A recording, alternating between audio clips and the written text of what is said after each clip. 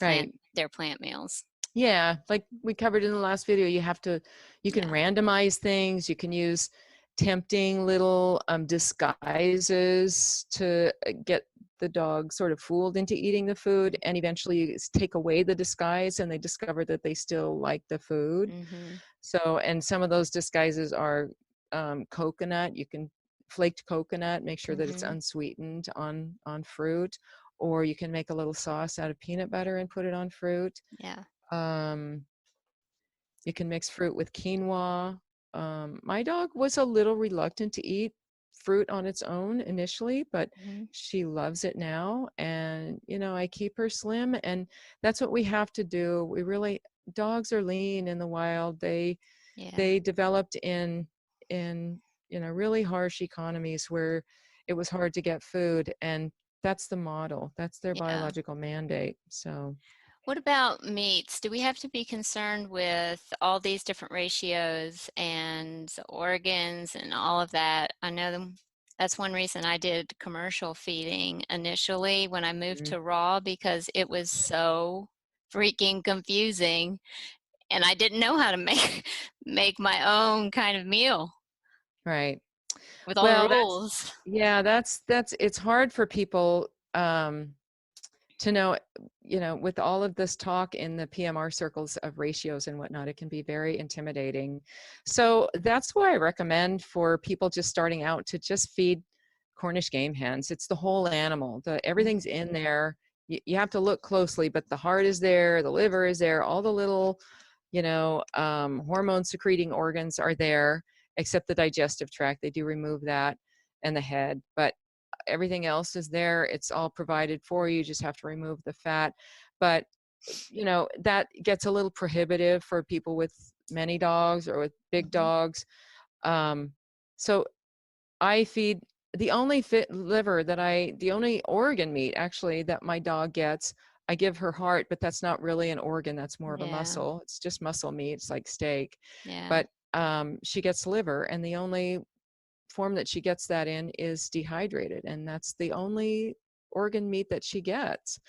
Mine too. And really, and I mean, that's it it that's what works. I mean, I did the same thing with my last dog, and I haven't seen any sign of this, needing to make sure that they get this X amount of organs every day. I don't Right. think that comes from any real science. Yeah. um What but other what other things would be acceptable that you can get at the grocery store in terms of meats or cuts of meats? Like a lot of people who don't eat meat don't even know what to buy when they go to right. that meat Yeah. section. Yeah. Yeah, that can be intimidating for people too. And the bone issue too is Yeah. huge. But as far as how much to feed in terms of bone, it really depends on the poops, because you're just adding bone basically to keep the poop solid. And presumably there's stuff in the bones. Obviously there's stuff in the bones that dogs need. They need the minerals. And it's normal for dogs to eat bones. Um, and I guess the ratio is 10% or 20% or something like that. I don't use those ratios, Hmm. but then I'm feeding my dog, when she eats meat, I'm feeding her mostly Cornish game hens, which, has the bone already in there. It's very Right. natural, little animal. Um, so I would say, I do feed another 70-pound dog, and I feed her mostly beef heart and chicken legs and turkey necks. And she does just fine. She has beautiful poops. She's been on this plan for about a year and a half, Hmm. and her poops are always solid. I just make sure that her meals are roughly 50% bone, bony meat, and 50% some kind of lean meat like beef heart or Okay. pork, sometimes pork. Hmm. But What about fish? What are your feelings on fish? no, I haven't fed fish very much, because even though I live in a coastal area, I don't find fish to be very affordable. And Hmm. I used to offer it to my other dog occasionally, and I really only offered him smelt because that's what I bought for my cat. which Mhm. is what sardines are made out of, just very small fish, Yeah. because it's the whole animal. It's everything is in Yeah. there.